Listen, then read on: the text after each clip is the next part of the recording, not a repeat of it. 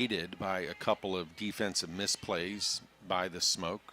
Bryant at short had difficulty on a couple of ground balls that kept that inning moving along. And you notice that after the second error, which happened moments after the first, that Kat Tarvin made a change. The shortstop brought in Maddie Grimm to take her place. And today, Coach Tarvin starting Marta Gasparotto at shortstop.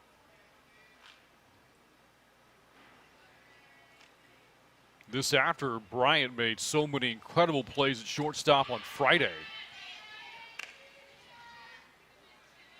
And there is Gasparotto again representing her home country, Italy. Member of the Italian national team who did play in the 2021 Olympic Games. Yeah, those errors yesterday came on back-to-back batters, and who knows how that inning would have unfolded. Of course, there's a foul ball off the foot, but nobody really knows how that inning would have unfolded without the errors. But you'd like to think, if you're wearing a Smoke uniform, that the Monarchs wouldn't have been able to put up a 4-spot. And opened the door, and of those 4 runs, it scored 3 of them unearned. Yeah, Sand, of course, had the big knock.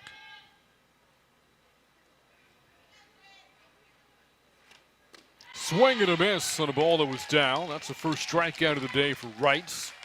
2 up, 2 away here in the second inning, and Slaughterbeck will head back into the dugout. Speaking of positional flexibility, as Flaherty comes up, we've seen Flaherty at the top of the batting order earlier this weekend, now in the 7-hole Sunday afternoon. I think the reason being is that she struggled. Hitless so far, 0 for 11, has drawn 3 walks. Swings and misses here, look like a changeup Wrights, and it's 0-1. Yeah, Flaherty, you would think, like all of these players, right? Yeah, you're kind of in an 0 for stretch, but once you get a couple of hits, get her going.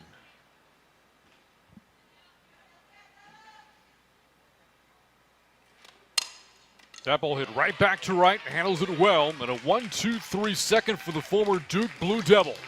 Got the better of that former ACC matchup against the ex-Seminole, Devin Flaherty. We head to the bottom of the second. Smoke on top of the Monarchs and playing for the sweep this afternoon.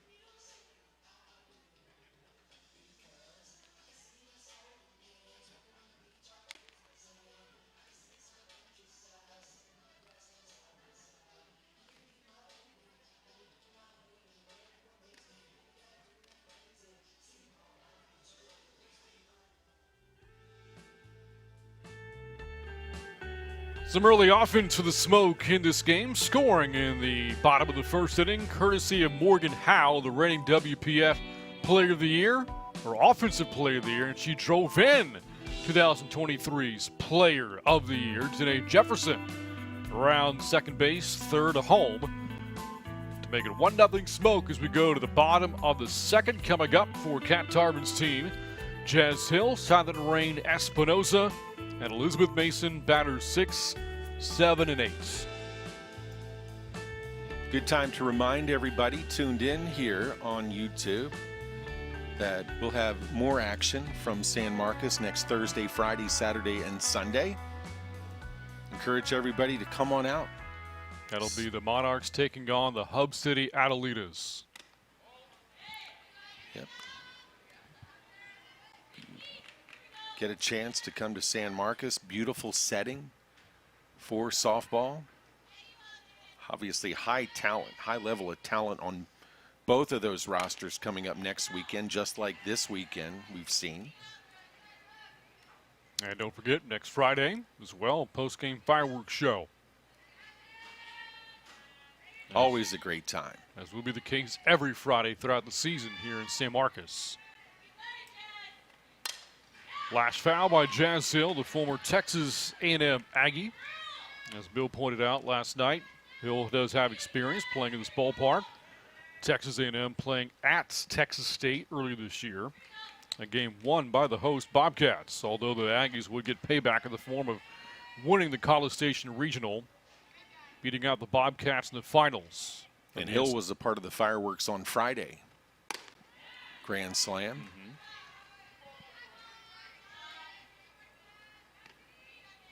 Hill and Aggie, I understand that the Texas A&M baseball team, they've got some stuff going on in Omaha this weekend. Yeah, one win away from a national championship. Swing and a miss, it's 3-2. Yeah, all SEC final, A&M and Tennessee, and the Aggies won game one last night, 9-5. Yeah, I think it's fair to say SEC baseball at the top. Another strikeout, more on that in a moment, but SEC softball. You know, when the bracket was released, Brant, and I know you, like I was, and many, were filling out our brackets, and it was basically, of course, the list of SEC schools filling in the bracket. Mm-hmm. Meanwhile, Vickers, a rise ball for her. Out at working today. That's her fourth strikeout. Every out she has been a K. Gets Hill swinging, and Silent Rain Espinosa steps in now.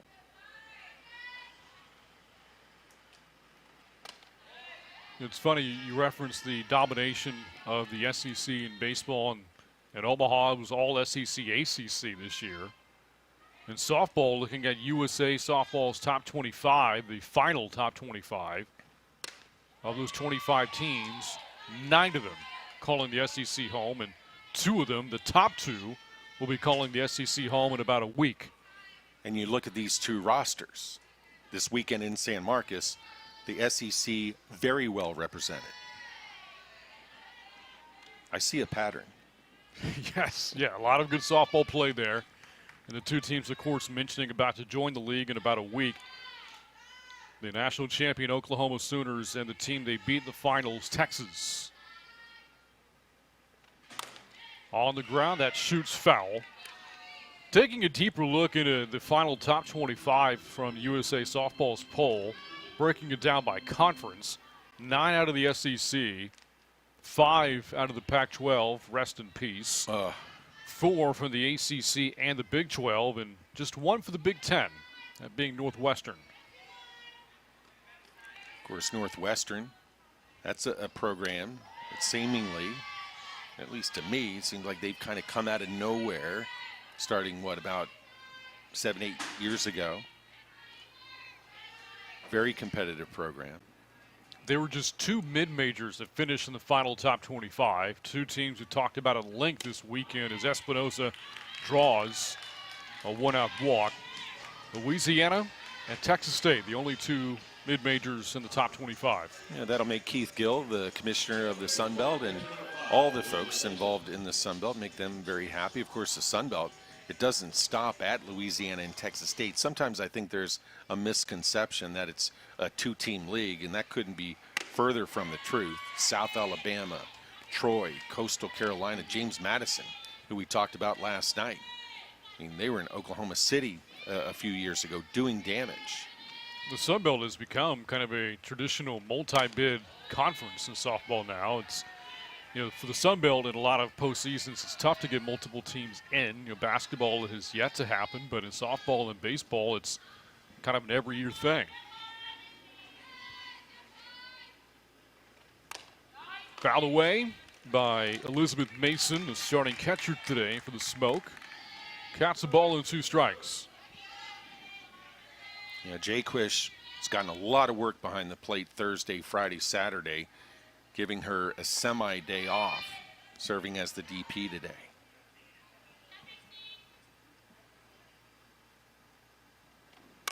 That ball headed towards right. That's going to bloop in for a hit towards the foul line. Thrown back into the infield by Kearney.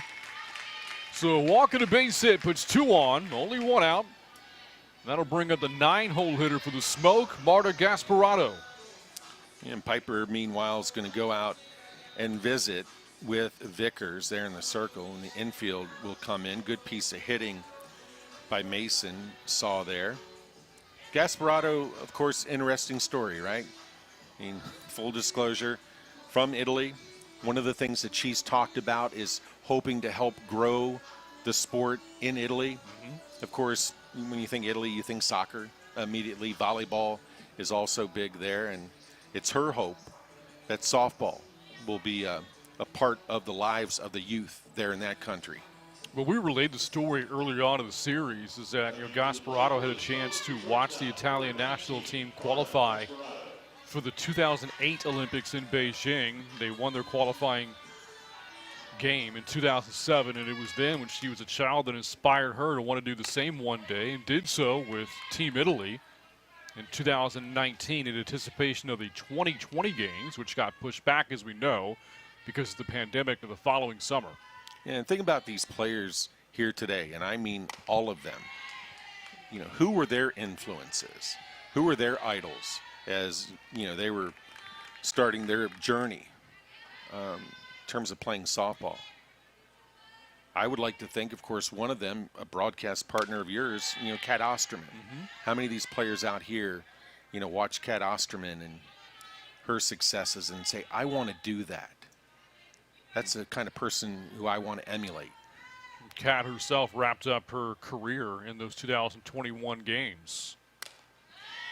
In fact, she was an assistant coach at Texas State under Ricky Wooder for a number of years, and then decided she wanted to give it one more go as a player, and stepped down from her coaching position to focus on training, help Team USA qualify for the 2020 Olympics, which was bringing softball back after an absence of 12 years.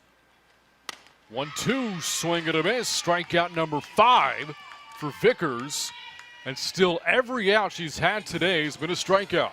Yeah, I was just thinking, if you're a fielder for the Monarchs, you could have left the leather in the dugout, taking the popcorn out there.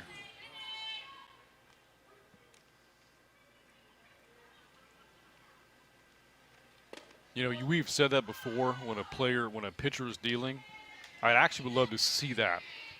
Somebody in the outfield set the glove down. Yeah. Pick up the bag of Orville Redenbachers and go to town. Well, here you go, possibly an out without it being a strikeout, and the glove was necessary for Jenna Keene. Good thing she didn't have the popcorn ready. Good job, Keene. And with that, we go to the third inning as the Smoke strand 2 at the end of 2. The Smoke on top of the Monarchs, 1-0. Back to Bobcat Softball Stadium in a moment.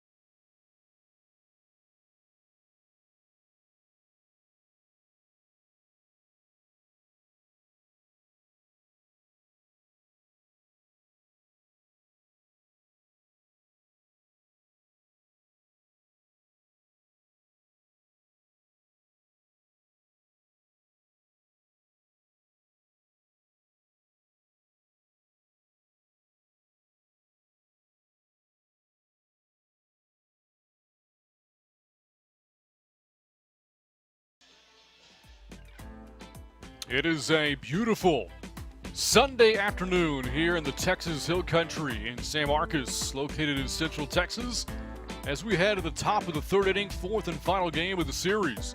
Smoke playing for Sweet Monarchs, trying to salvage a game on opening weekend. Coming up at the top of the third, Kearney, Keene, and Sand. Matters 8-9-1 facing off against Jayla Wright, who so far has held this lineup scoreless through 2 innings. Of course, it would be a big win for the expansion Monarchs to avoid the sweep, run their record to 1-3 as we enter play today. The Smoke a perfect 3-0, Hub City 2-1, Coastal Bend 1-2, and Monarchs the only team in the league looking for their first victory of the season. It's not that 120 game schedule or 80 game schedule where you can get too far back in the standings and you say, oh, we have plenty of time to catch up. Leading off, Jada Kearney, the former Georgia Bulldog. Now looks at a pitch outside. We're talking about the Olympics, and of course one of the biggest pieces of news in the game is the upcoming, I say upcoming, it is the next Olympic Games in 2028, when softball will return, a hiatus this year. Ridiculous. A lot of folks, certainly in this world, very upset about that, along with casual fans of the game as well. But something else that kind of irks a lot of softball fans is that when the games do return in 28, which will be hosted by Los Angeles, Southern California, is that softball will not be played there. Instead, softball will be played nowhere near Orange County. In Oklahoma City, now of course Oklahoma City has become kind of the capital of the softball world as it hosts the College World Series. And one of the reasons why the officials are justifying that decision is that the stadium there has a 14,000 seat capacity, far larger than any softball stadium does in LA.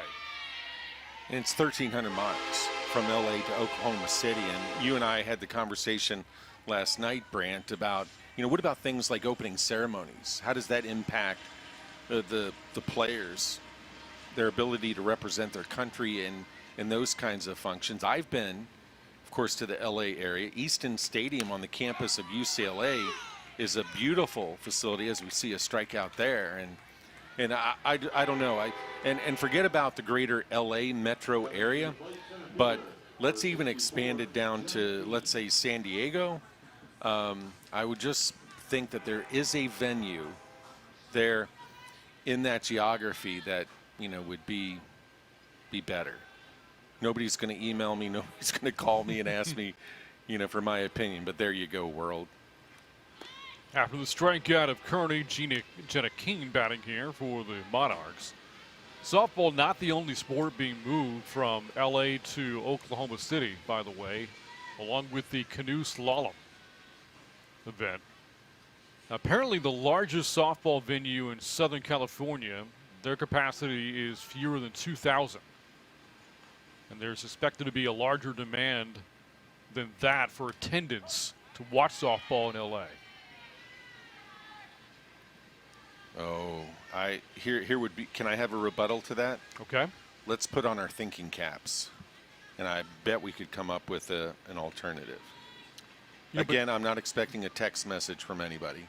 Well, you reference, the distance between Oklahoma City and LA, and I'm trying to think of nearby cities that might have the proper venues. What about Las Vegas? What about San Diego? What about San Francisco? You would think there's got to be something closer to LA than Oklahoma City.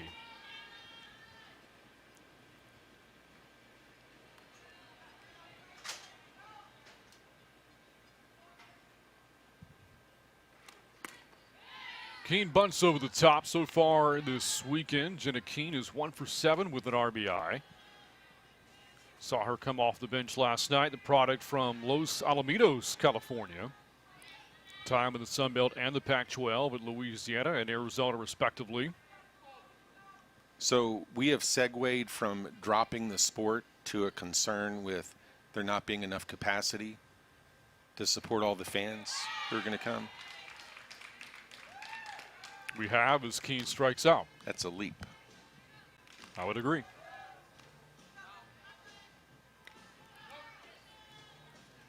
So the strikeout for Wright, that is her third. 2 here in the inning.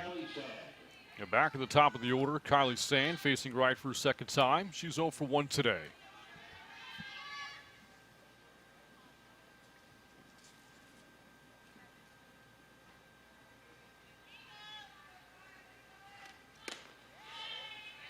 That's ball 1.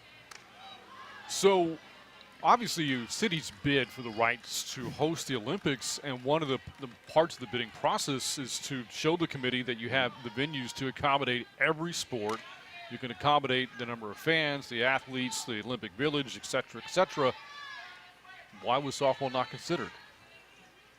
Good question. We've all been to Atlanta.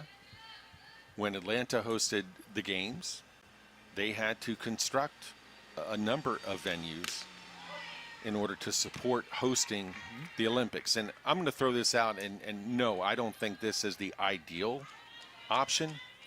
But, you know, I was doing some scouting and watching Shao when she was playing over in Japan. And what they do there is they convert baseball fields and put up temporary fencing in the outfield. You know, the aesthetics not perfect, right?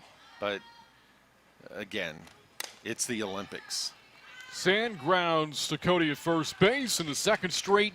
1-2-3 for Jayla Wright so far. The ex-Blue Devil has faced just one more than the minimum. 3 hitless and scoreless innings in the books for Wright. We go to the bottom of the third. Smoke leading the Monarchs 1-0.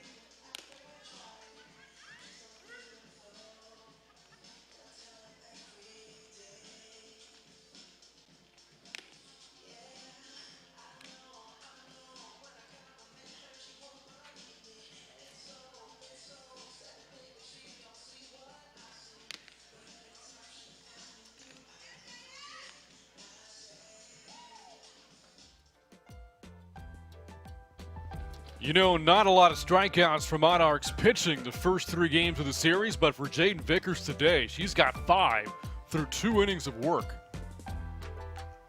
Has done a tremendous job against this clearly talented Smoke lineup, and seen a number of times here where she's been able to get the ball in on the hands of the Smoke batters. It's made life uncomfortable. So through 2 innings, 5 punch-outs for Vickers. There's also walked a pair, and that one of those 2 walks led to the only run of the game. As we go to the bottom of the third. And as my broadcast partner to my left likes to always say, and he's correct, now we're into the second time through the lineup. That is true. It's Jada Cody, Morgan Howe, Charlotte Eccles, hitters 2, 3, and 4. And we'll see how they adjust against Vickers their second time through. And that's what's made these hitters, that's what's made these players so good throughout their careers, is their ability to adjust.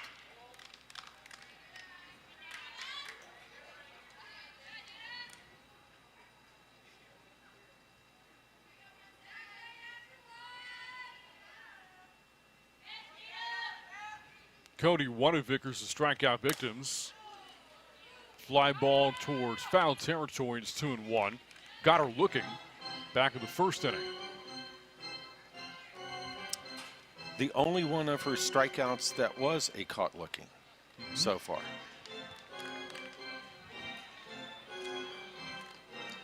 Jada Cody, hailing from Central Florida. One of the top players in UCF history. Second all time in program history in home runs, RBI, slugging percentage, and runs scored. And hit better than 300 in all 5 seasons at UCF. And Vickers wants to pitch to contact here when you have Howe, Eccles, and Jaquish. Does she go? On the appeal down to first base, yes, says Keith Portier. And with that, Cody's going to have to come back to the plate. I think that's a good call. I think she went around. Yeah, I had a look at it there. I would agree. Here's a fly ball to center. Jenna Keene with the shades on, able to make the catch. And one away here in the bottom of the third inning. Cody's 0 for 2. Yeah, so write that down, right? Instead of a leadoff walk, we know what happens with leadoff walks. Instead of that, out number 1. Base is empty for Morgan Howe with 1 away. Some other big softball news that we've talked about a couple of times over, the departure of Jerry Glasgow as head coach at one of the great mid-majors, Louisiana.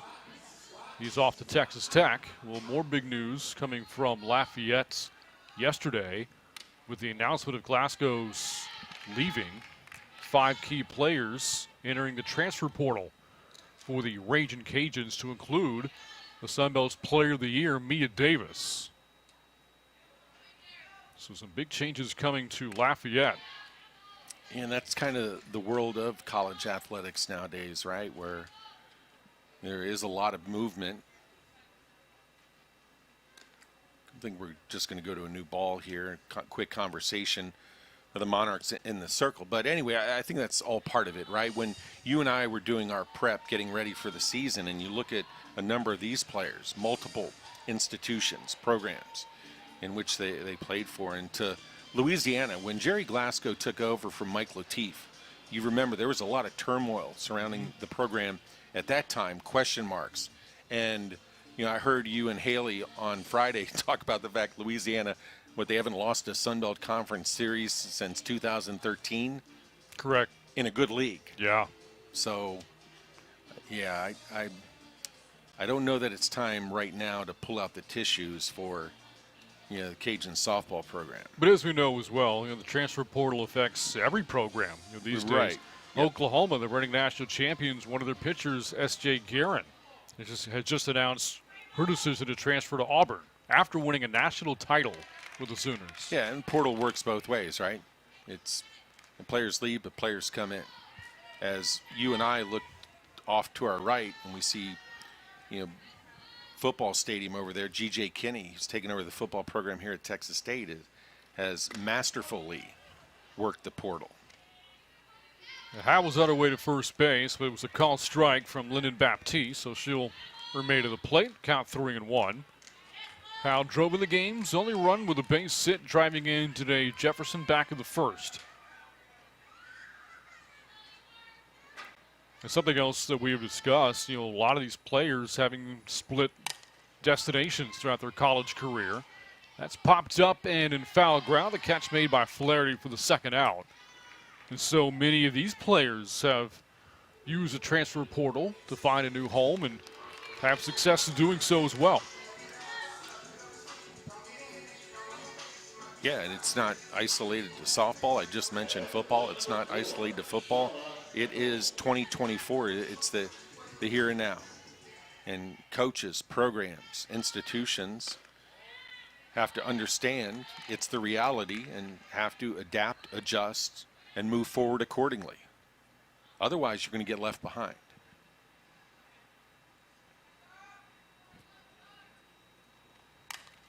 One ball, one strike to Charlotte Eccles, who struck out swinging against Vickers back in the third inning. Nobody on, 2 away. A 1-0 lead for the Smoke as they play for the sweep here in the bottom of the third inning. As I look out at the field here and you look at the athletes into the dugouts, there are a lot of these athletes who played for softball programs that have been around for many, many, many decades, right? Well, Duke, we talked about the Blue Devils. Look how quickly they've been able to build not just a program, but a program that's spending time in Oklahoma City.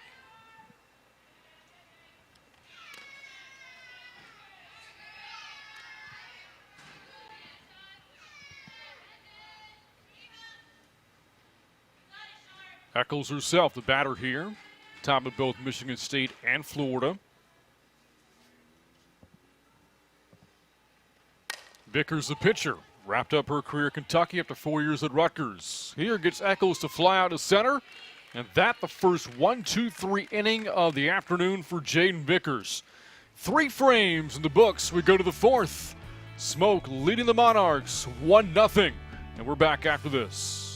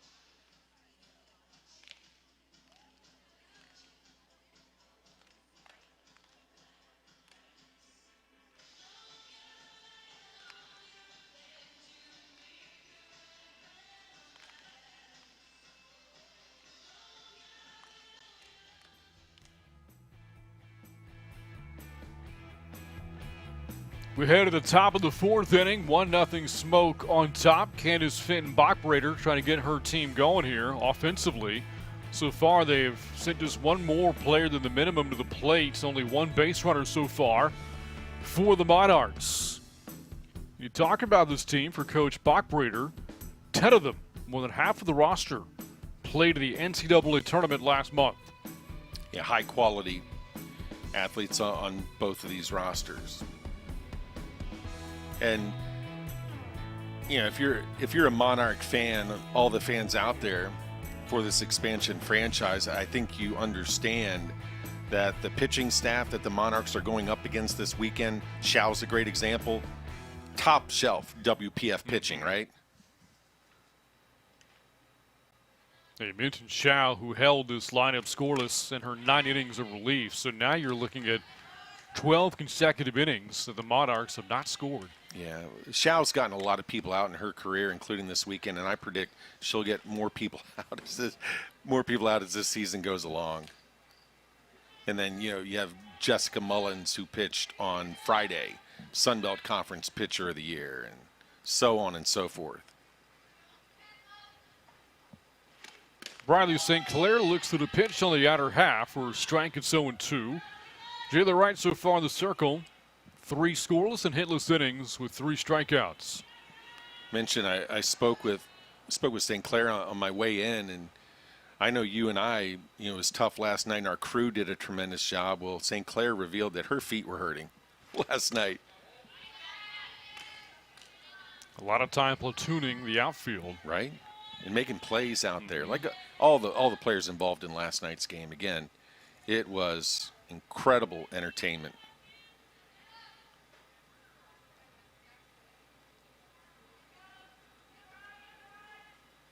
One ball, 2 strikes, and that's inside and low. Count evens 2 St. Clair, 2-2. Can I ask you a question, partner, that I want to get the answer to soon? Maybe you have the answer. So, again, right on her setup, she extends that glove hand. Mm-hmm. Is it for balance? Is it some kind of timing mechanism? That is a wonderful question. See, there's a great look at it there. If you folks watching out there know, let us know. A lot of players in batting stances have certain hitches or things that they do. Yep. Maybe it's superstitious reasons or whatever. Perhaps it does have to do with something more mechanical, as you mentioned. Think of MLB, and I'm sorry for going there, but Craig Kimbrell of the Orioles. Yeah. And his setup before he comes set.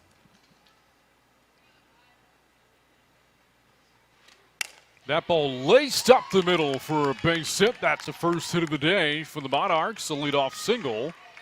Leadoff runner is on for the first time this afternoon for the Monarchs and for the 10th time this weekend. Perfect piece of hitting by St. Clair.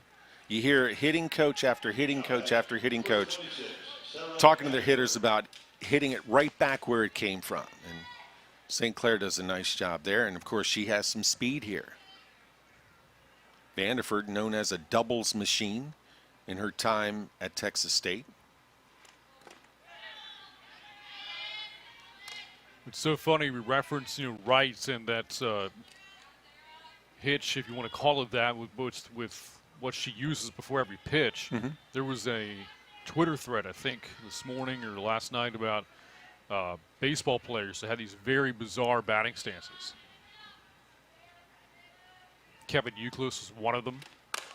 Vanderford going opposite away, and the catch is made going into the wall by Espinosa. How about that play by Espinosa? Played third base last night in the outfield today and makes that catch, robbing Vanderford of a base hit. Yeah, and typical of most great catches in the outfield, you see that Espinosa got a tremendous first step when she turned over her left shoulder. She kept her arms tucked until she arrived at where she was going to make the catch. Didn't slow herself down by extending that glove too soon. First out of the inning with a runner on at first base. Here comes Lily Piper. And that's ball 1. It's funny, we referenced Moneyball last night. And Jonah Hill, one of the players who's pointing out to Brad Pitt's Billy Bean in the movie, was Kevin Youkilis's batting stance, how he looked like a duck. But what did he do? Got on base. Got on base. And as I recall, partner, last night you referred to Jonah Hill as my doppelganger. I didn't say that. Ground ball to short. Gas brought it to second for one. Jefferson back to first on a 6-4-3 twin killing. Another double play in the series for the Smoke. They've now turned 4 this weekend. And with one pitch, one ground ball, we go to the bottom of the 4th inning. It is still 1-0. Smoke on top.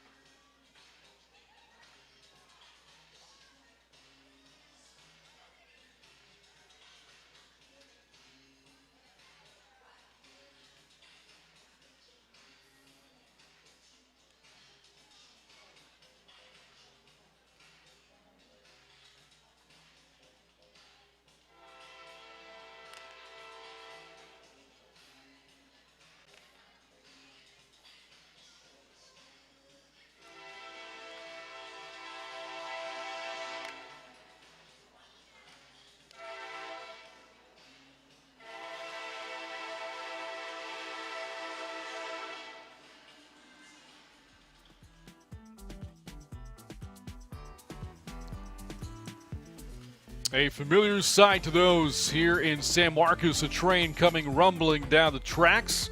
One of the great excuses you'll ever get to being late for an appointment here in town.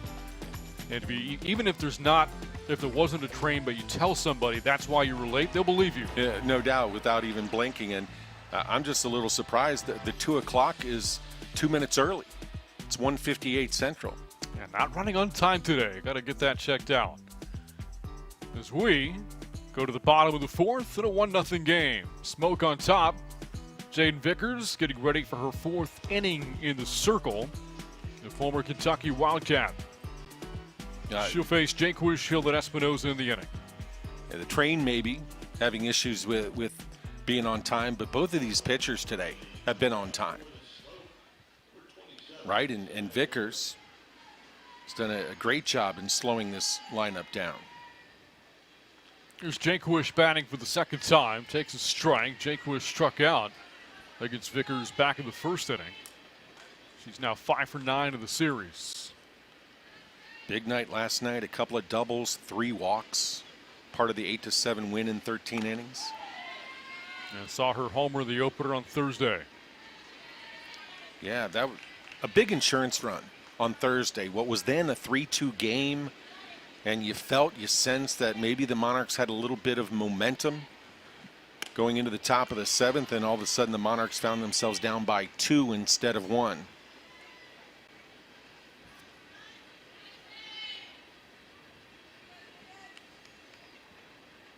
It's a long train, Brant. It's still going. I think we made the joke last night when the game reached the 12th or 11th inning. We saw another train come by, wondering if it had come all the way around from when we saw it earlier. I want to say no. Not being a train expert. That was a long game. Exactly 4 hours in the dot. 6:15 first pitch, 10:15 final pitch. Got her looking and strikes out Jaquish for a second time.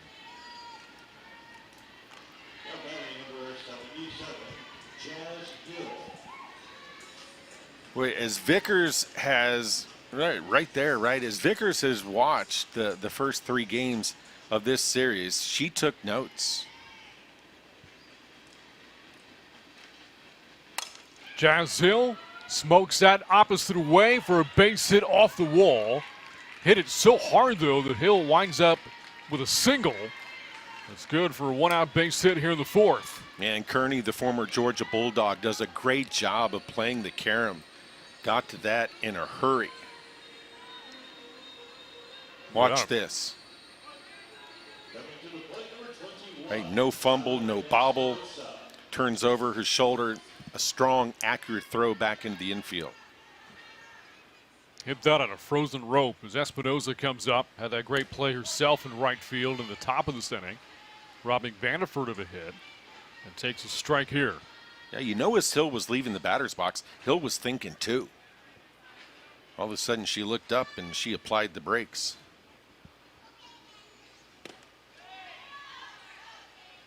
You know, it's interesting. You pointed out that, Vickers looking more effective today, more so than what we saw on Friday. And every time we talk about going through a lineup, we always think advantage hitter, which I think is true. We said it, yeah. However, you would think, pitchers start to pick up on things as well, right? Certain hitches with a swing, what a batter likes and doesn't like, what they'll chase, what they'll lay off of. All of that, and if you have a really good catcher, you have that communication with your catcher can provide tips for you as well. Things that you can't see out in the circle, or maybe even a coach in the dugout can't see. A catcher can relay some intel. Runner was going as that's fouled away by Espinosa.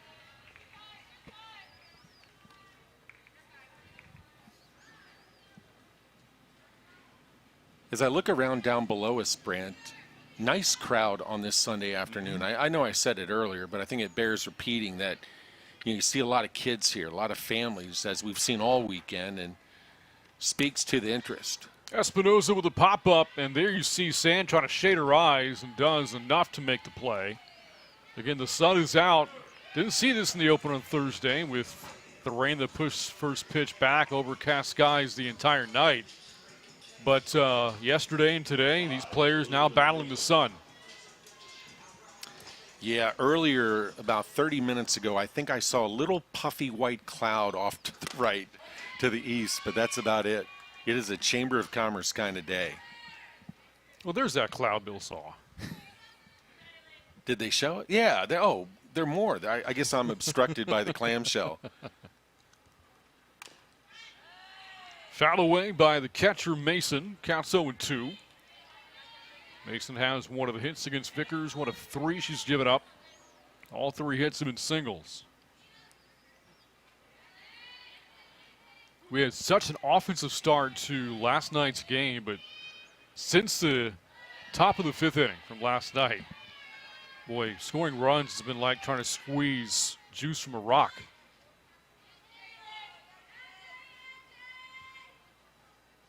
Yeah, and as we went through extra innings last night, you mentioned the fact that Smoke had some opportunities there in extras, but not able to cash in. And boy, Vickers and Wright are keeping everybody from cashing in this afternoon. She's up to 7 Ks on the day. Got Mason on the rise ball. Climbing the ladder and strikes her out, and we go to the fifth. 1-0. Smoke on top of the Monarchs.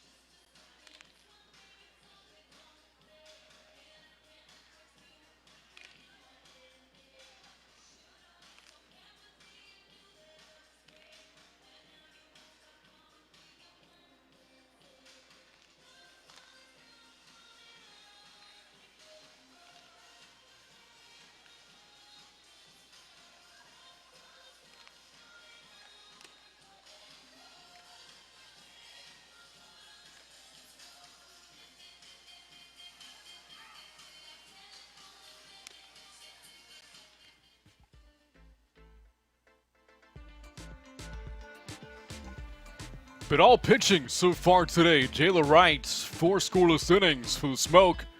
Meanwhile, Jaden Vickers has struck out 7 in her 4 innings of work. Just a 1-0 game as we go to the top of the 5th inning. And the former Blue Devil will work against Leywood Day, Trinity Schlotterbeck, and Devin Flaherty here in the top half of the 5th. Batters 5, 6, and 7 with the Smoke playing for a 4-game sweep. They won the opener on Thursday to kick off the season 4-2. Won Game 2 on Friday 8-4. Yesterday, prior to the game, receiving their 2023 championship rings, came from behind to beat the Monarchs in 13 innings, 8-7. Walk-off heroics courtesy of Charlotte Eccles and leading here in the finale 1-0.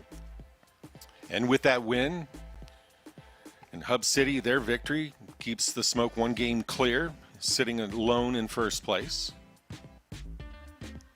And yeah, at the end of the season, final standings, they're going to count all the wins and losses, right? It doesn't matter when they happened, whether it's first weekend or fifth weekend, what have you. Here's Lewa Day, who's 0 for 1 this afternoon. And punches that one sharply foul. Just saw a shot of the dugout at Smoke head coach Kat Tarvin. Talked up her credentials. Again, currently the head coach of North Carolina Central. Former Division I pitcher herself, all conference of that. Haven't talked a lot about her staff.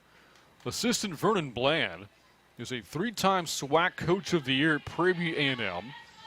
The pitching coach is Jessica Jacobson, who is a former pitching coach at UConn and currently a head coach herself at William Patterson University.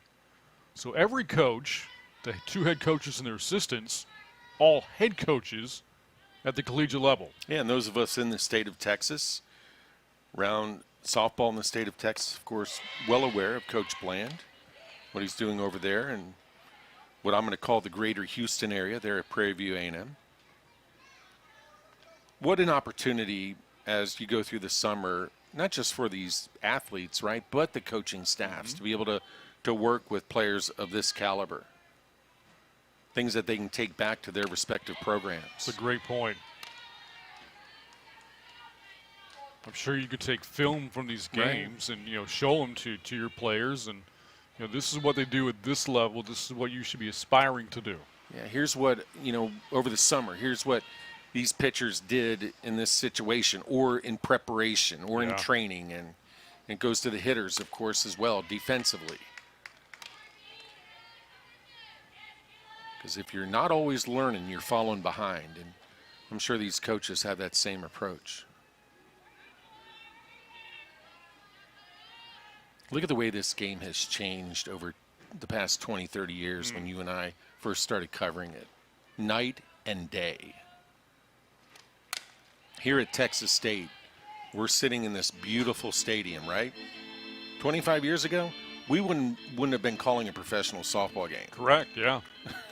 This stadium, as you see it, was renovated 15 years ago, 2009, and since has undergone some other improvements. And now it's hosted 3 postseason conference tournaments, and this is not the first year they've hosted pro softball either. Yeah. I remember when I first got to this area, don't want to age myself, I was just a baby, but in the early 90s, and the softball facility had a long way to go. Lewa Day can't check her swing. That's strikeout number 4 for Wrights.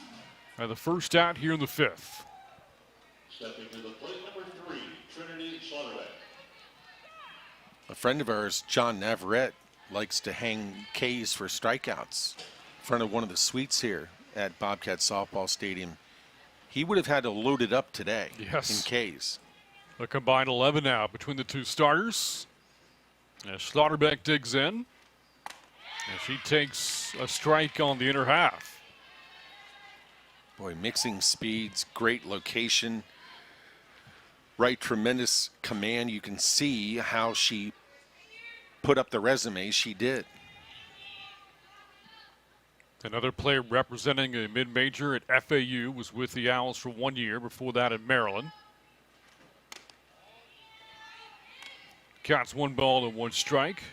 First team All-AAC with the Owls this year. Was also named first team All-Region and an All-American. Now playing in her first pro season. FAU, really good program over there in Boca Raton.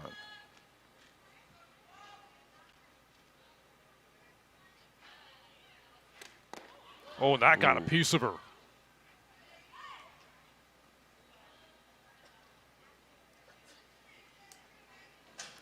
Last night, Smoke pitching hit 4 Monarchs batters, and yeah, you can see right there, just slipped out of her hand, and we got Schlotterbeck right on the side of that left foot. That'll take a second to walk off. Yeah, she's still trying to do so right now.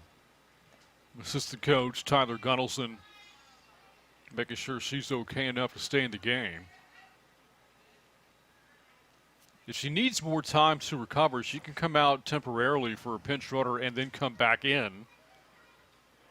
And we'll see what she and the Monarchs decide to do here.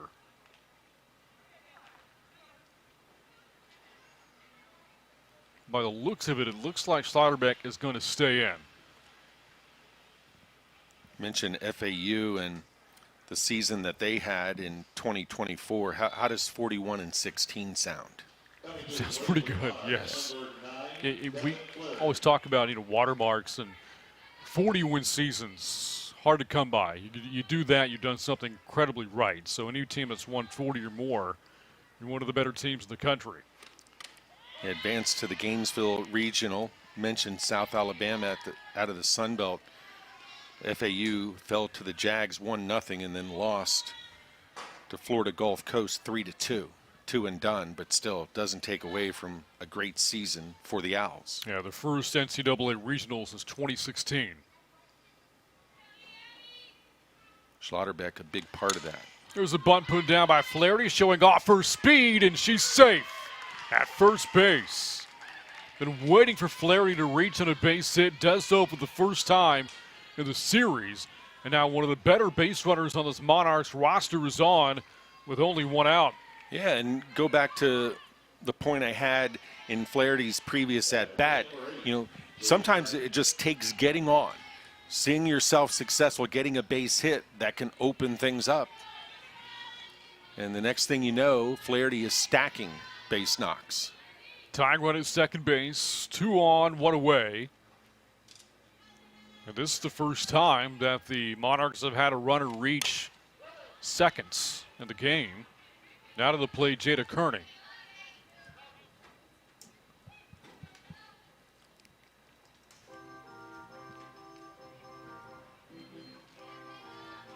And a quick visit, the battery between Mason and Wrights. Little conversation here, catcher and pitcher. Brant, I'm looking at the game last night. This is the first time the Monarchs have had a runner on second base since the 7th inning of last night's game. And again, they have not scored since the 5th inning last night. And now we're going to see Slaughterbeck come out for a pinch runner.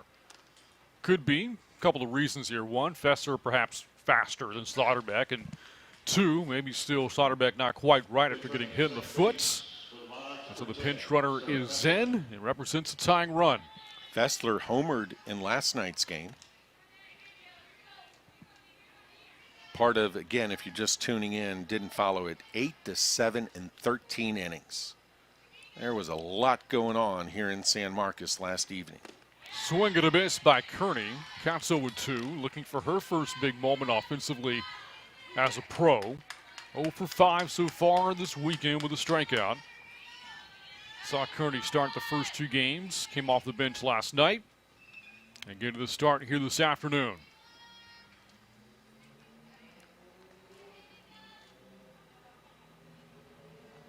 No balls, 2 strikes. And takes one of the outer half. It's just misses the strike zone. 1 ball and 2 strikes now. We've seen the Smoke this weekend, and rightfully so. Not afraid to use their pitching depth. Jessica Mullins warming in the Smokes bullpen down in the left field corner. Wright is on the verge of seeing the lineup a 3rd time through. Right. Ball gets away and both runners advance. Flaherty now to second base representing the go-ahead run, and Fessler now at 3rd.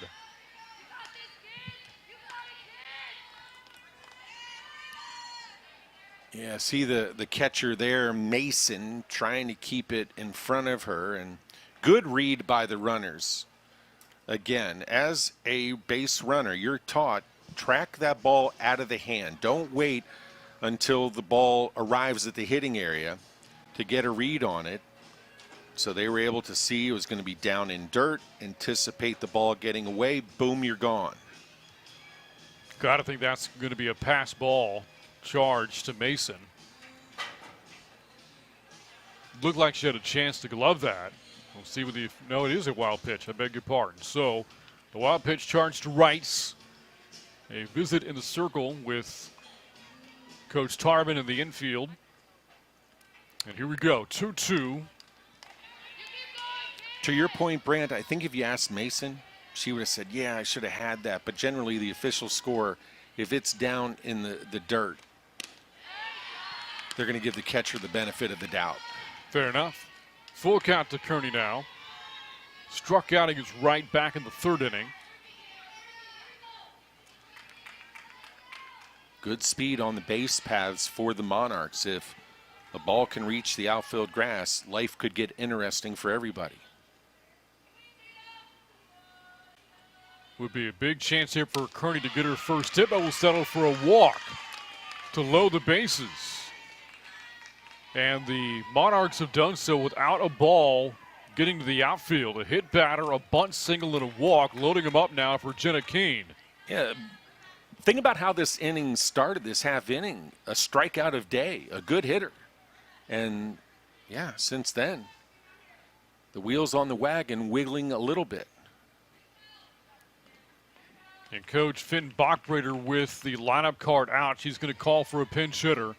Keene's going to come back. It's going to bring up Kelly Torres. So how about this? Right. In this situation, tying one at third, go-ahead run at second now. The base is loaded. She inserts Torres for a matchup between two former college teammates. And Torres has seen a boatload of pitches from right, of course. Good stuff here. Yeah, Torres, a former catcher for right at Duke. Nobody knows her zone better. The movement of her pitches. How many pitches from right has Torres tracked in her life? Swung on, left field. That's a base hit to the wall. It's going to put the Monarchs on top. Fessler and Flaherty score, and it's 2-1. Monarchs the lead. What a strategic move by the Monarchs coaching staff. Big hit. The Monarchs have been looking, searching, hoping for big hits over this weekend. Have gotten them a few times, but not enough. They did right there in the form of Torres. Now she was jumping in the first pitch. And for Torres, her third hits of the series, and it's put the Monarchs on top 2-1. And now Torres will come out. Keene will take her place right back in the base paths.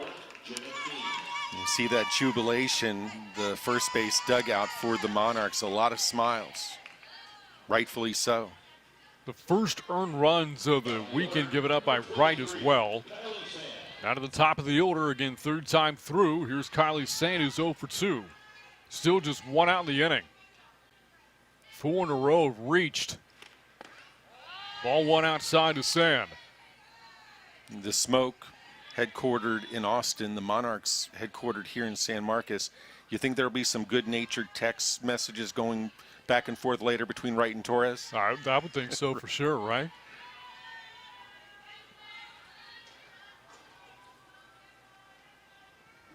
Now time call by the pitcher Wright. She's through 6 1/3 in the weekend, 4 1/3 today. 4 strikeouts and the 2 earned runs. That ball lined right back to Eccles at third. And having to get back to third base in a hurry was Kearney before she was doubled off. And 2 outs now here in the fifth.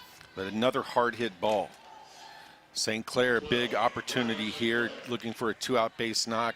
Brand, I take you back to the middle of last night's game. Remember when Shao came in and we thought maybe the Monarchs would be able to play tack-on runs? Shao shut him down. The insurance didn't happen. That's low to St. Clair.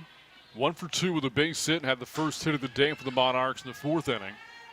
I look at that 2-1 advantage for the Monarchs, and apologies to Monarchs fans, but a 1-run lead against the Smoke, one word comes to mind: precarious.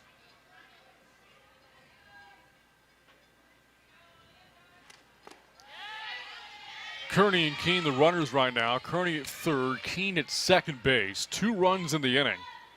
While the pinch hit 2-run double hit by Kelly Torres.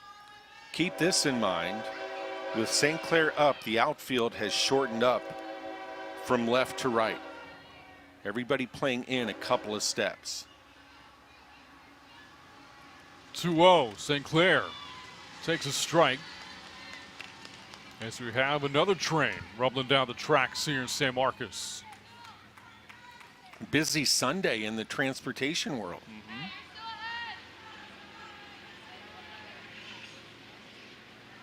Have you ever ridden on a train? I have not. Passenger train? You don't see many passenger trains come through here. Every now and then you do. Most of them are cargo trains here in San Marcos. Yeah. Back in the day when I was over in Europe doing things, that was popular mode of transportation.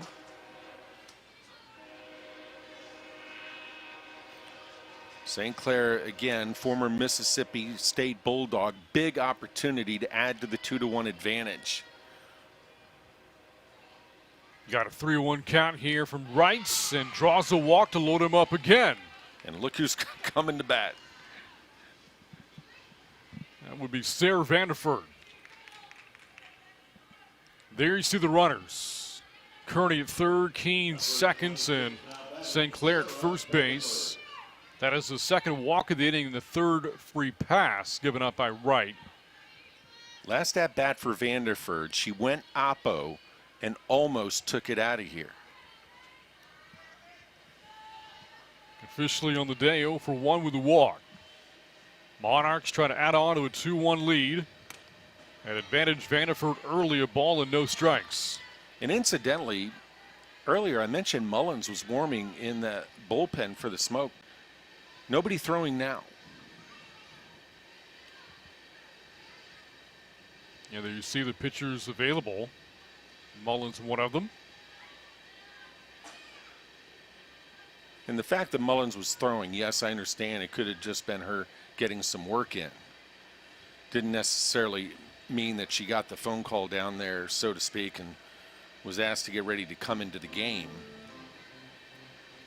But clearly this inning, half inning, at least at the moment, is in the hands of Wright. And now Wright pitching in the ACC, pitching for Duke. She's pitched in big moments. She's been in situations with traffic. Just called a pitcher's timeout to visit with Mason. Former ACC foes, Wright from Duke and Mason from Florida State. Now teammates here with the Smoke. Two very good programs.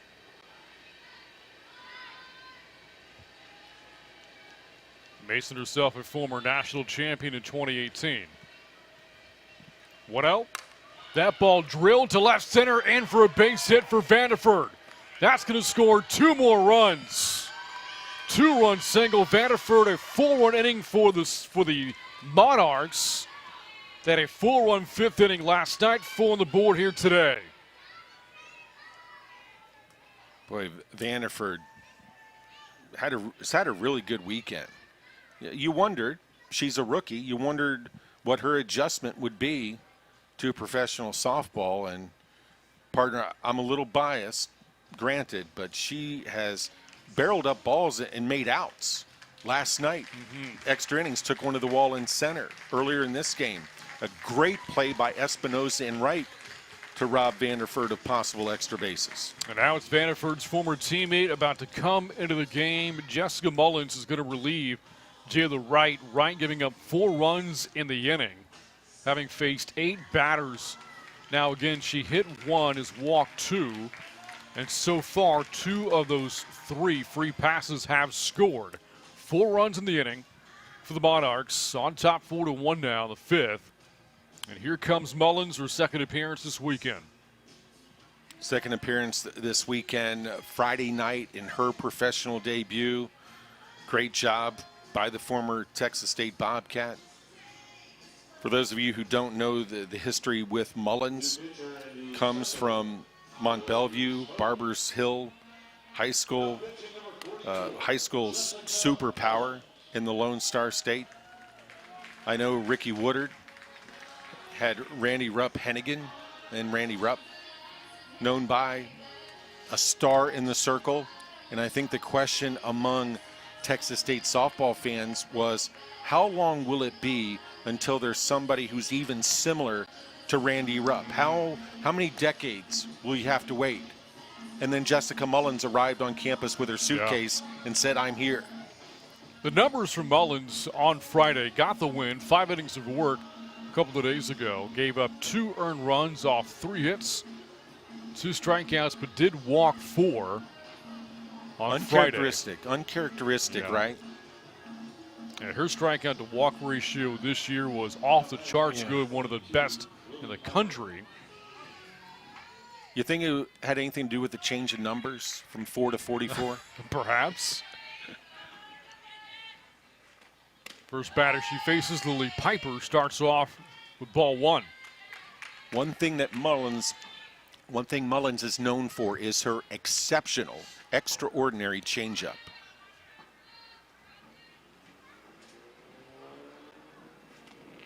Second in the country this year in wins and innings pitched, 31 and more than 245 respectively. Has fallen behind Piper here, 2-0.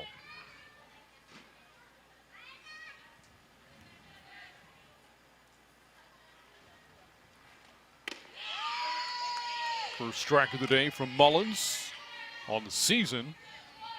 In terms of strikeouts, Mullins 222. That was named a first-team All-American.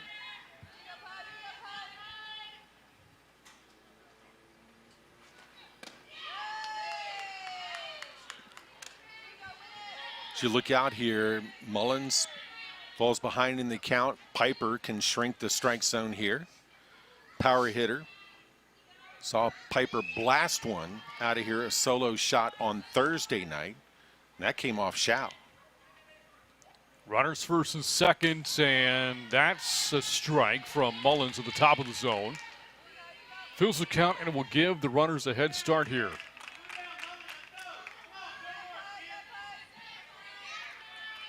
Something about the 5th inning in this weekend for the Monarchs, right?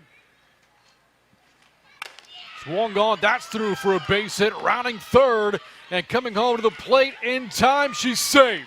St. Clair scores, extends the lead, 5-1 Monarchs on top. Yes, great hit by Piper, able to find that 5-6 hole, but how about St. Clair? Had the green light all the way. Watch her making the turn at third base. Nose down, head first slide. Monarchs fans have to love that. We've talked about it so many times throughout the weekend, throughout the day. Well, those free passes will come back to haunt you. Of the 3 free tickets given up by Wright, 2 walks and a hit batter, all 3 coming home to score. The softball gods are funny that way. And just think about it. Days up, she led off the inning. Yep, now the Monarchs have batted around with 5 runs, the most runs scored in an inning by the Monarchs this weekend. Hit the rewind button. There was a strikeout, nobody on. And then the Monarchs got the party started. There's a pop-up right side of the infield, and Day retired for the second time of the inning, but the damage is certainly done by the Monarchs. 5-run score, a couple of 2-run base hits in the frame. How about the pinch hit 2-run double hit by Kelly Torres, and later the ex-Bobcat Sarah Vanderford delivers. 4-run score on those hits, 5 in total for the Monarchs.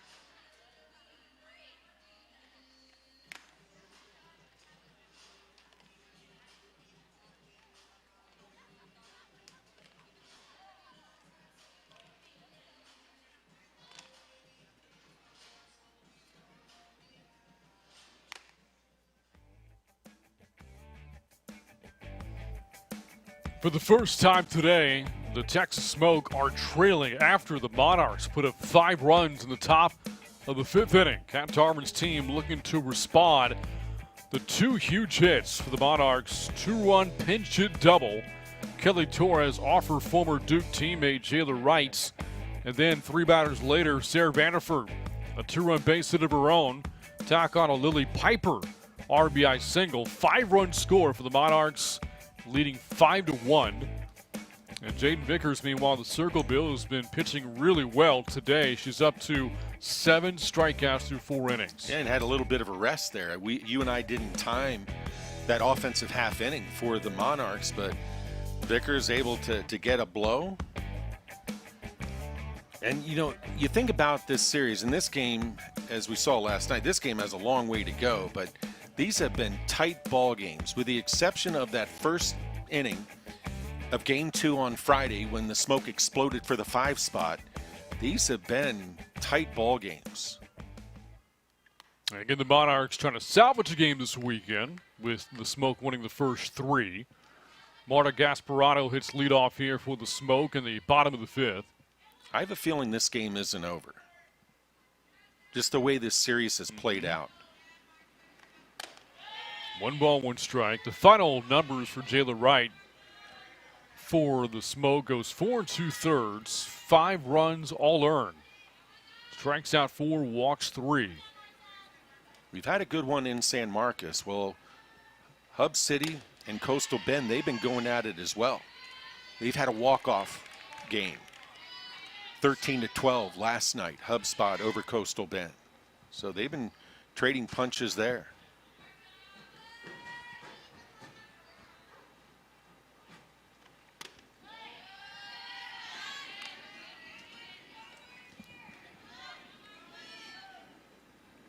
Two balls, 2 strikes to Gasparado. Struck out back in the 2nd inning.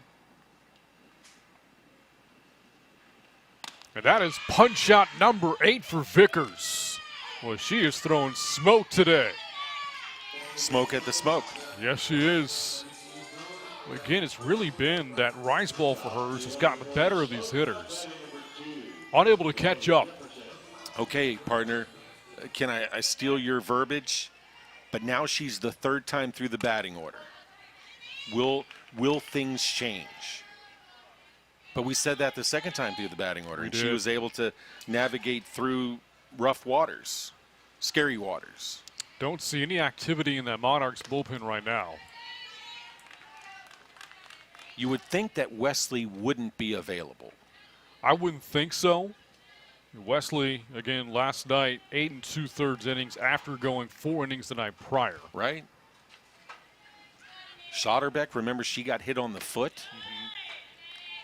Now, early in the day, perhaps it was simple bullpen work, but we did see Alexa DeFeo warming up for the Monarchs. That ball is sent back up the middle for a base hit for Jefferson. Her first hit today, on for the 2nd time. And so the first batter seeing Vickers for the 3rd time gets a base hit.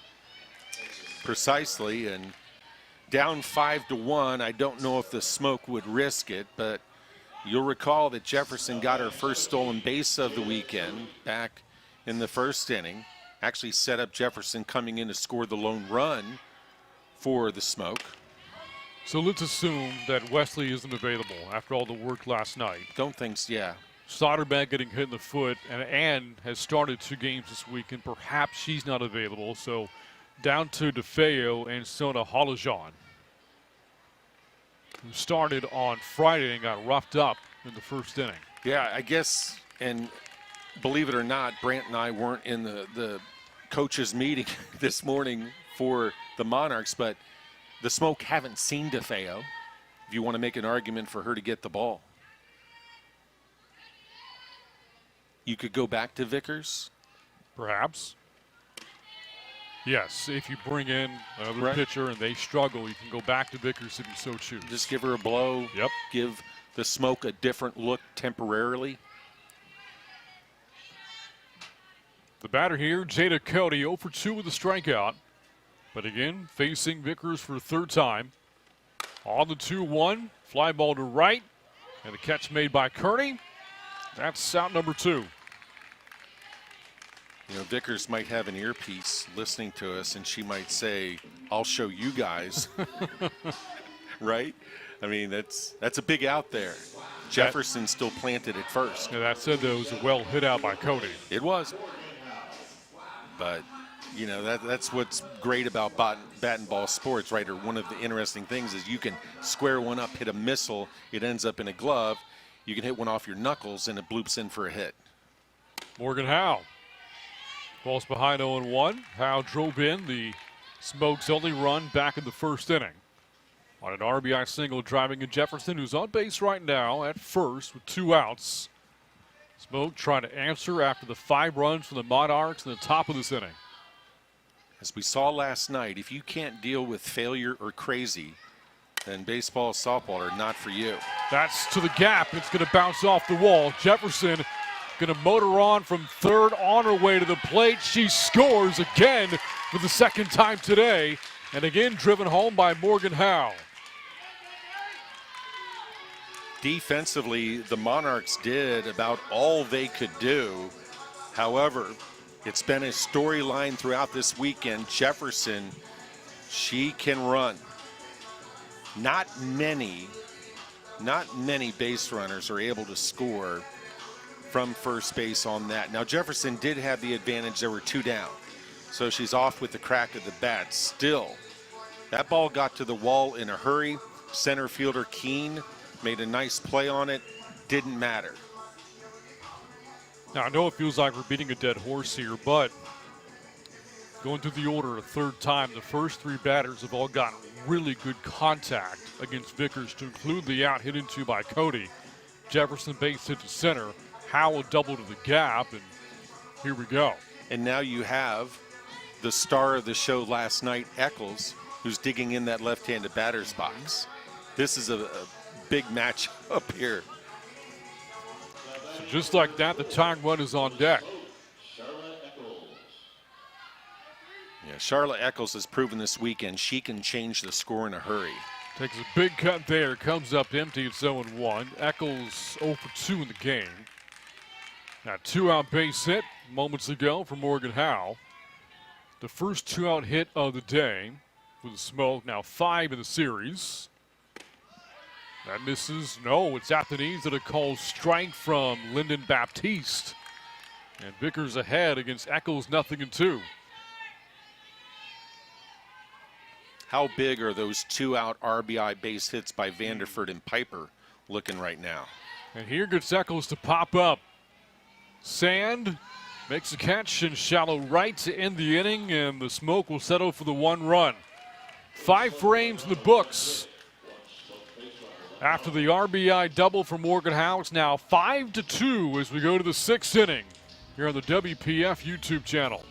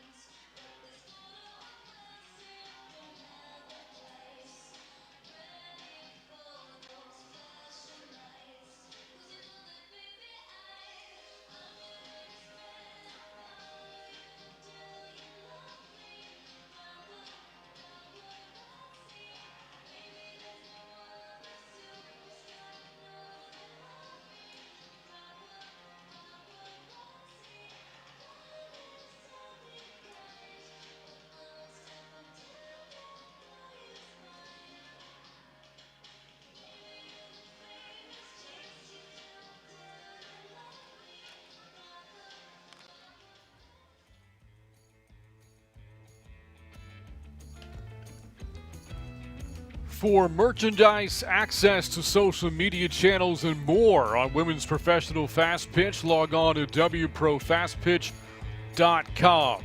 Opening weekend of the WPF. So far, the series 3-0 Smoke. The other series has been really competitive so far between Hub City and Coastal Bend. But the Smoke playing for a sweep of the Monarchs today. However, behind the strength of a 5-run fifth inning, the Monarchs on top 5-2 as we go to the top of the sixth here in San Marcos. Game has said certainly a different feel to it today than last night.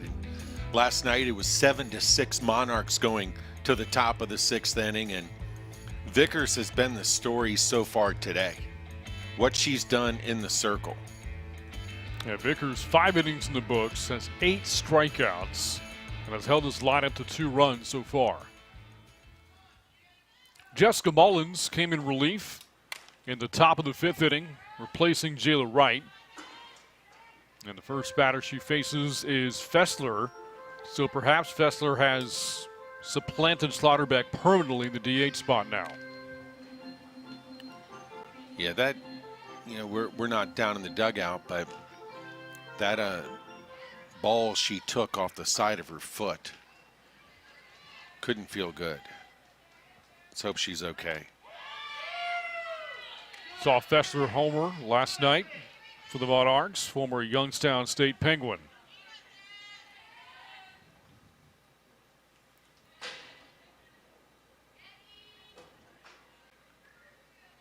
I'm still left, despite the score being 5-2, I'm still left with the thought that, the Smoke, especially with what the Smoke have coming up in the bottom of the 6th inning and their entire lineup, that the more the Monarchs can play add-on, the better if you're a Monarchs fan.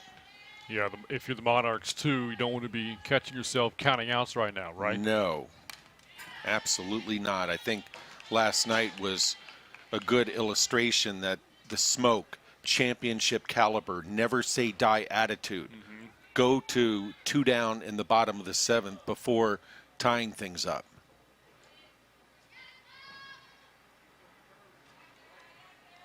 Fessler, Flaherty, Kearney coming to bat for the Monarchs in the 6th. A lot of the offense for the Monarchs has come late in games. Had a 3-run 6th inning on Friday. 5 runs in the 5th today. Had 4 runs in the 5th inning last night. Just seems like the longer these games go, the better the bats get for the Monarchs, of course, with the exception of extra innings last night. That was a whole lot of Shao. Samantha Shao, 9 relief innings last night. Fessler pops it back towards the catcher, and the catch made by Mason for the first out. Shao last night, 9 scoreless innings in relief. Just 3 hits given up. Only 2 walks, struck out 4. And she's now got a pair of wins this weekend for the Smoke. Yeah, and let me get out my calculator here. So a lot of talk about strikeout to walk ratio, and so 11 strikeouts, 3 walks issued. You'll take that. And what she has 16 innings of work and has given up 2 earned runs. That's been it. 9 hits. And to something you mentioned, a lot of soft contact from the Monarchs as you go through those extra innings, despite the fact that these hitters have now had multiple looks at her through 2 games. 2 balls, no strikes to Flaherty. Brent Freeman alongside Bill Colhane. Glad to have you with us for the 4th and final game of the series. We'll have continued coverage of the WPF here in San Marcos throughout the regular season. Extends through early August. That's in there for a strike, 2-1. Next week, it'll be the Monarchs against the Hub City Adelitas here at Texas State's Bobcat Softball Stadium. And the Adelitas will either be coming in 3-1 on the year, worst case 2-2. Again, why this game is so important for the Monarchs to keep up with the pack. As Bill said, the only winless team so far in the league, the Smoke, therefore the only undefeated team remaining in the WPF.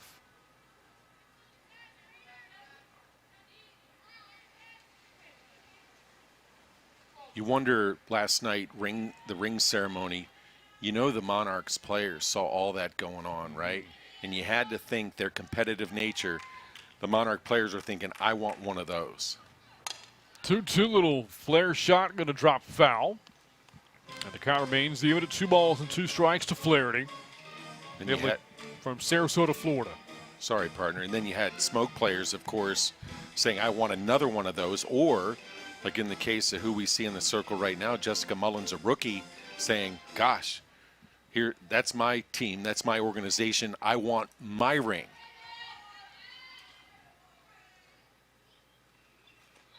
Does have a ring coming her way with Texas State having won a Sun Belt Tournament championship just a few weeks back. Yeah. Speaking of dramatics here at this stadium,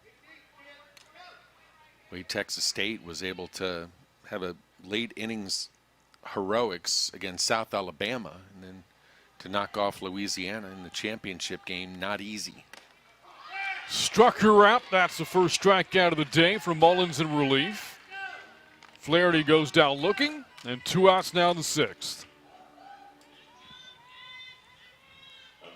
Get a look at it there. Paints that outside corner low in the zone.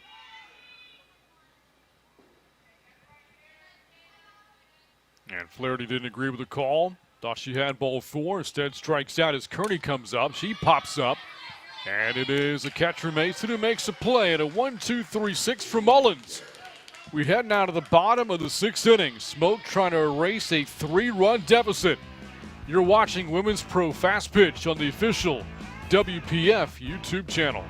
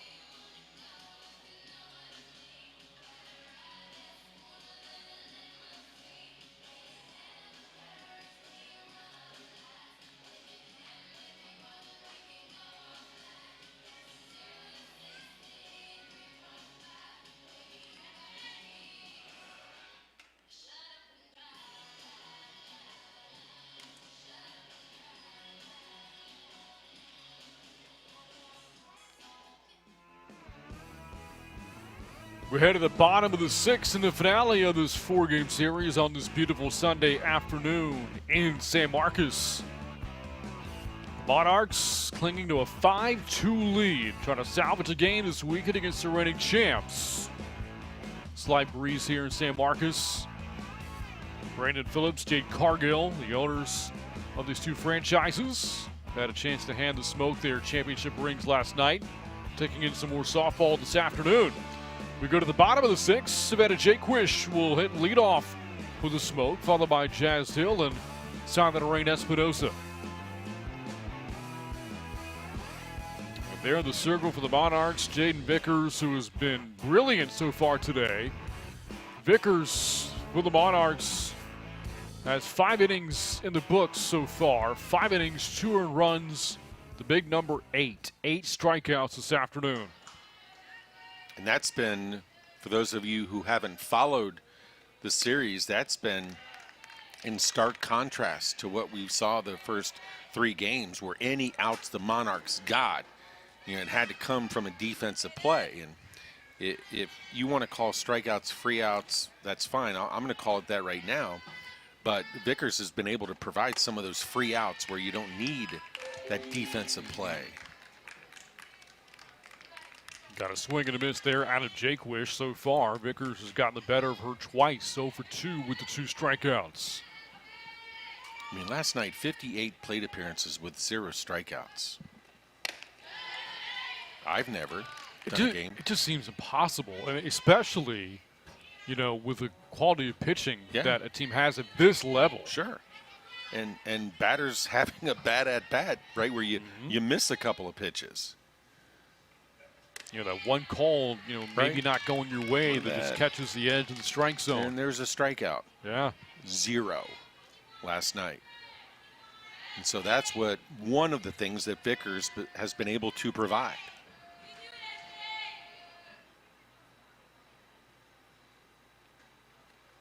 We would be remiss, however, as Jaquist draws a leadoff walk, to not credit the Smoke lineup as well. Trillion%. Yeah, the lineup has a lot to do with that, and we've seen how potent this offense can be this weekend. That's why we were so impressed by what Wesley did last night. Runner on, nobody out for Jazz Hill, who takes strike one. How many times as well do you hear coaches preach about two-strike approaching the plate with the right mindset with two strikes? You know, and the Smoke just kept answering the bell in those situations. Yeah. Ground ball to short. Flaherty has one play and makes it at first base, and there's one out. Big play there against the speedy Hill, who gets up the line in a hurry. That was not easy. What Flaherty just did, made a strong, accurate throw over to Vanderford at first base. Look at this again. This is not your routine ground ball. What I love there, too, from Flaherty, in a lot of those situations, as Espinosa fouls off the first pitch here, you'll see that shortstop just take one glance at second base. Yeah. That 1/1000, let me see. It's not there. Okay, now go to first. Flaherty didn't even bother with that. Yeah, up by 3 runs late in the game, you want to stack outs, and you're right, Brant. She had that mindset on that play.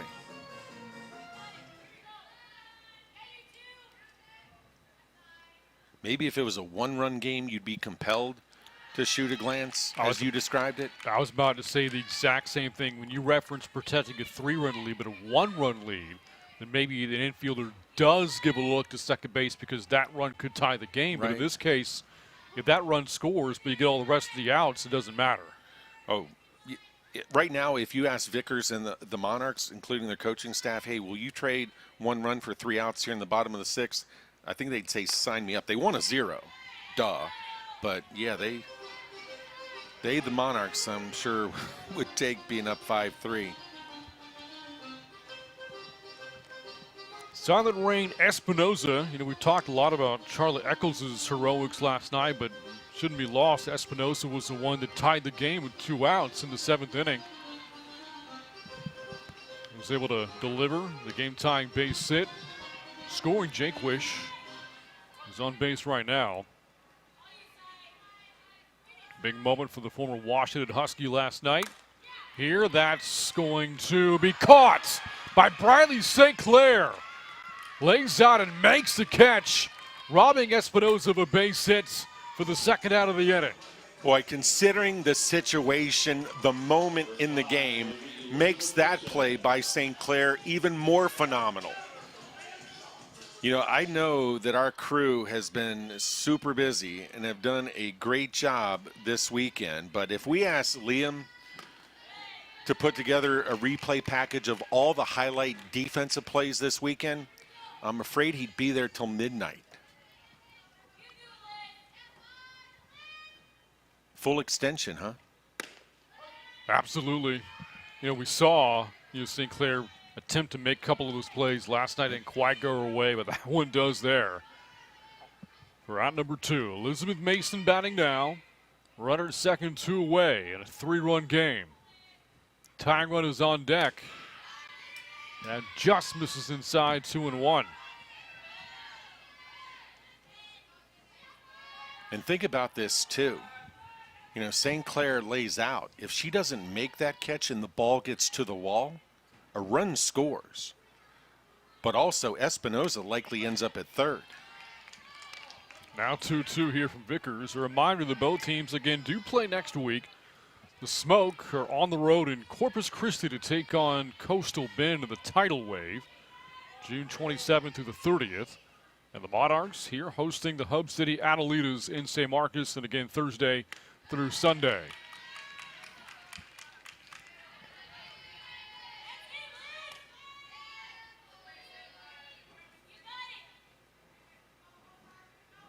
Full count to Mason. Gasparotto waits on deck. Jaquist most likely.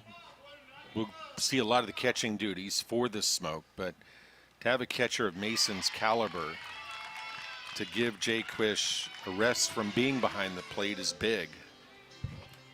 So a walk here, and with that we'll see a pinch hitter.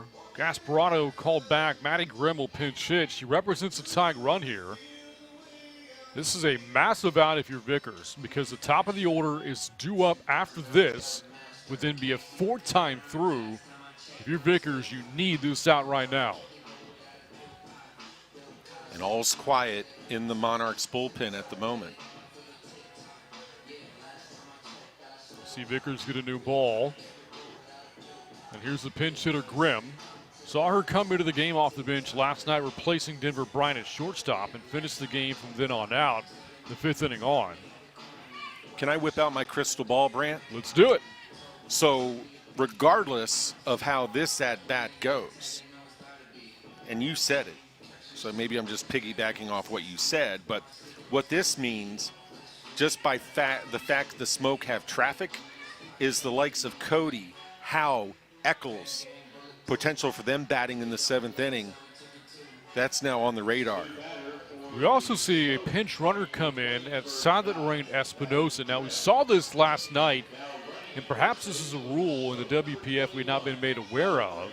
Players in the lineup in the collegiate game cannot be used as pinch runners. Espinosa is in as a pinch runner right now, so perhaps this is a rule extended to this league only. We'll get clarification at some point.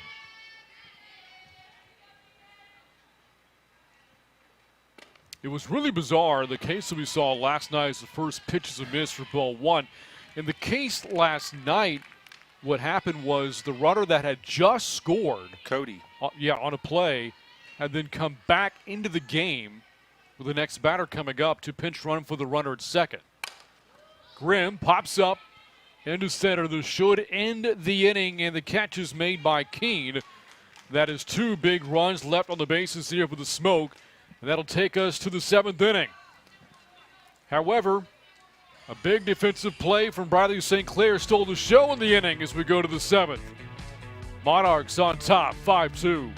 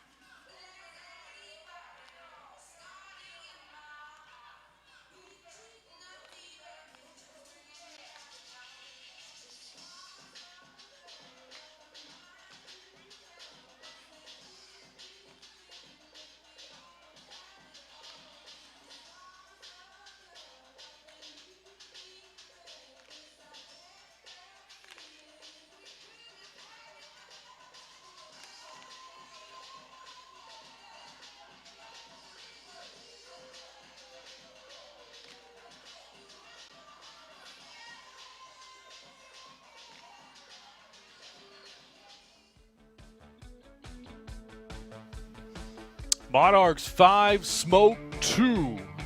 All 5 runs for the Monarchs scoring in the 5th inning. 2 big 2-run base hits in that frame. Pinch hit, 2-run double. Kelly Torres later. 2-run single, Sarah Vanderford. The other run tacked on by Lily Piper on a base hit.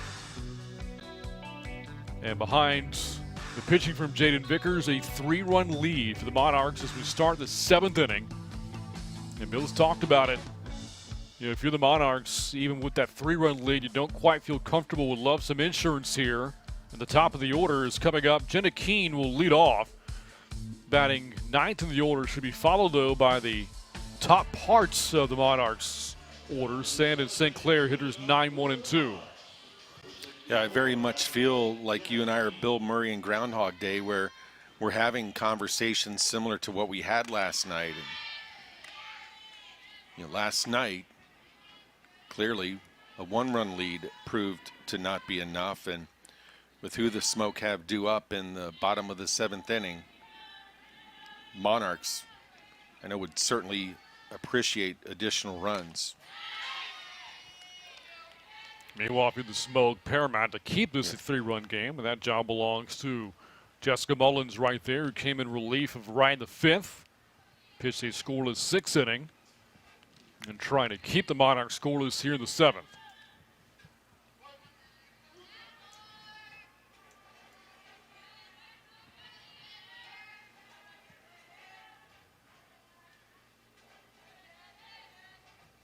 No balls and 2 strikes for Mullins.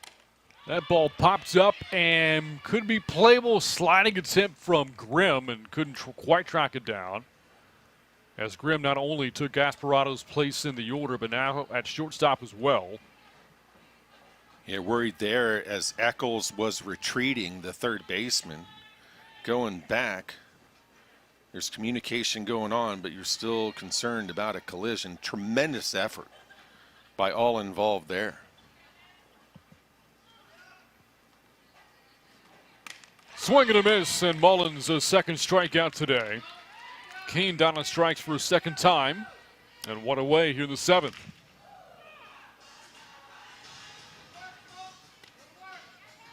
How many times in your life have you said strikeout Mullins? Well, for the year she had 222. We don't cover the road games though, so half. This season about 100. Her career? Oh man, numbers up there. Now the honor of doing so is a pro for her. Yes, she faces the top of the order, Kylie Sand. Big storyline to watch for as we go to the bottom of this inning will be Jaden Vickers. I would have to imagine the way she's pitching, she'll get the ball, but she will be facing the order a 4th time through. Would think there'd be a leash. The question is, how long is it? And nobody even down in that Monarchs bullpen.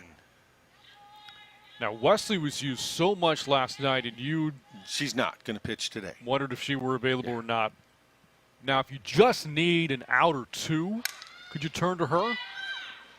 As that play fielded well by Eccles at third. Sand trying to get on with a bunt and cannot. It's now 2 outs, and Mullins is retired 6 in a row. Nice play by Eccles.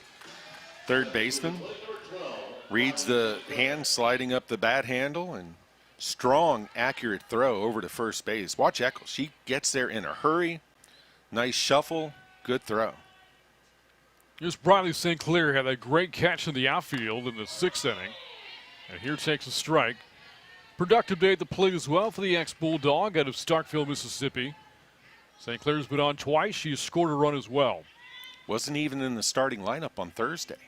Came on as a pinch hitter. Got a base knock late in that ball game. A single and a walk.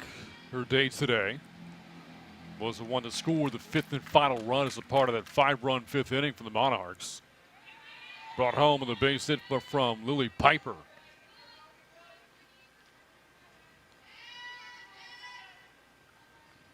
One ball, 1 strike for Mullins. Count flips to 2-1. When we go to the bottom of the inning, it'll be Jefferson, Cody, and Howe due to bat. As you see right now, the clouds have kind of covered the sunlight a little bit. A lot of shade casting over the stadium right now. Sure, a welcome change for the players in the field, especially the smoke in those all black uniforms. Yeah, right. I also saw some fans clapping when that happened. There's that changeup from Mullins, by the way. Speaking of how many times have you called or seen that? And that cloud is now passed over. Sun is back. 3-1. Bunt shown. And taken for a strike.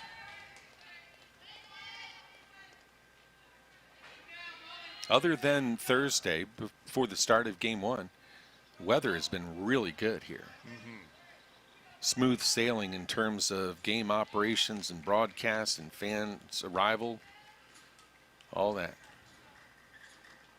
Full count pitch. Fouled away.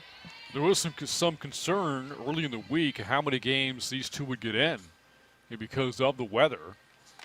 You know, Thursday was the biggest question mark. It had been raining all day and really even did so throughout some of the game. And the day before, 2 inches of rain here in San Marcos. But the field, the field conditions, the facilities folks do a great job here. Jeremy Stolfa and his team. Swing and a miss, and Mullins another strikeout. A 1-2-3 seventh will give the Smoke a chance as we go to the bottom of the inning. Smoke down to their final 3 outs, and they need 3 runs, trailing the Monarchs 5-2 as they try to salvage a game this weekend against the champs.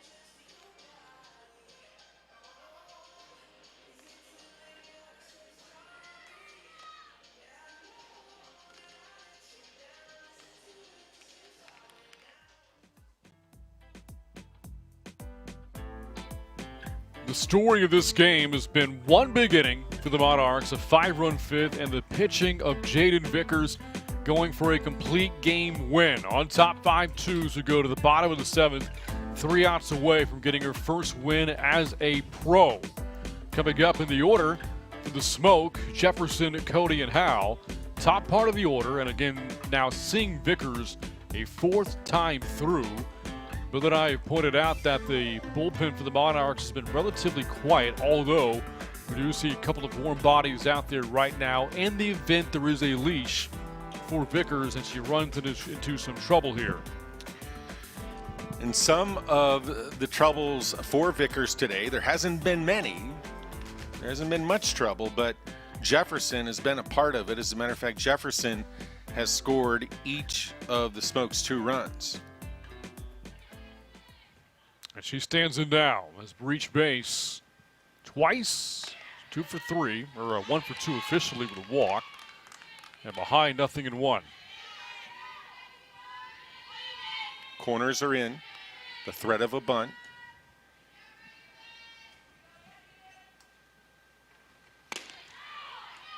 Jefferson was showing that time, didn't make contacts. Count evens, a ball and a strike. Last year's WPF Player of the Year and the Big 12's all-time leader in hits.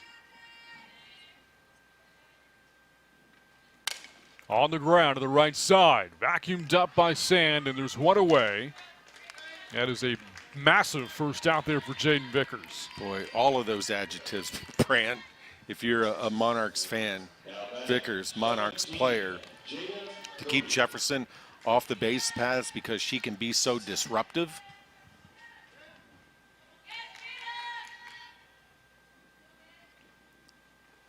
Jada Cody looks at a first pitch upstairs from ball 1. Cody's 0 for 3 with a strikeout. But remember, last time she was up, a hard ball hit to right field. Good contact, but an out.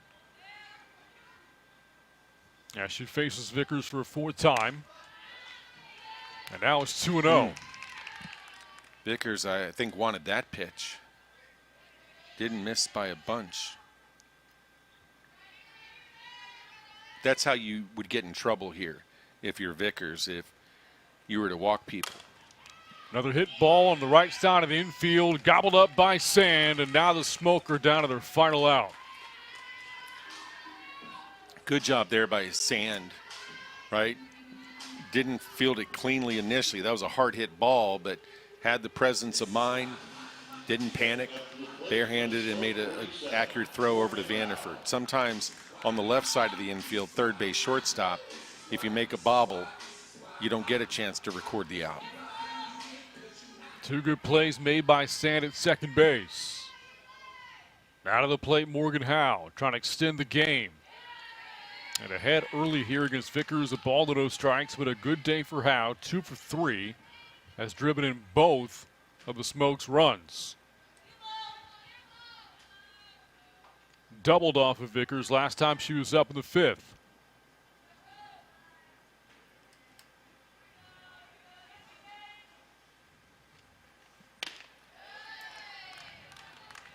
Monarchs 1 out away from an historic moment in their franchise, perhaps their first ever win of the WPF.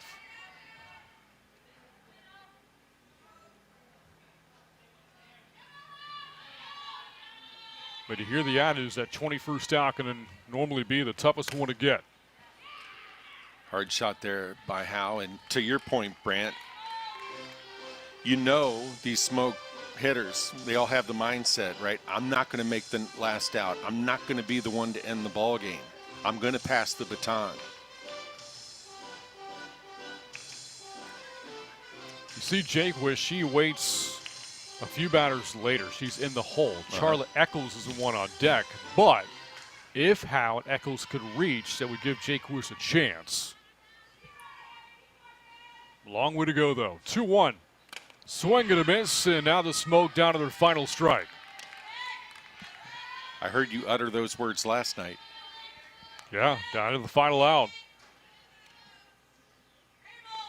But the deficit larger right now. At the time, a 1-run game with a runner on. Here, the base is empty, and the Smoke trailing by 3.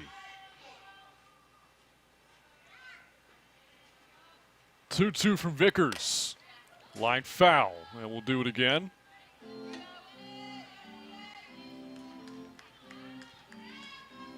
Again, you've got Vickers pitching for a complete game. Yeah, against a team who has averaged 6.6 runs per game through the first 3 games. Impressive stuff by Vickers, the lefty. We kept waiting, and it may still happen, but kept waiting for the Smoke to adjust. 2-2 pitch, and again, Howe fights it off.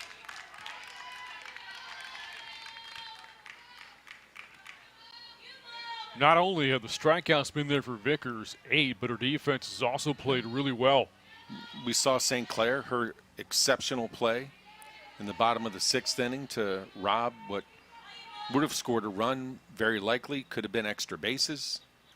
2-2, and Howe not giving in right now. So that's the thing. The moral of the story is, yes, Vickers, really good pitching, but the Monarchs have made all the plays. Has limited this lineup to 5 hits. Last night, the Smoke at 13, albeit in 13 innings. 2-2, swing and a miss, and a fitting into the game. Strikeout number 9 for Vickers. A complete game victory, and the Monarchs are on the board with their first win as members of the WPF. Sometimes, Brant, we have a conversation about who's going to be the player of the game. Maybe it's down to 2, 3, maybe even 4 people. It's clear Vickers was exceptional, and see her greeted by her teammates, deservedly so.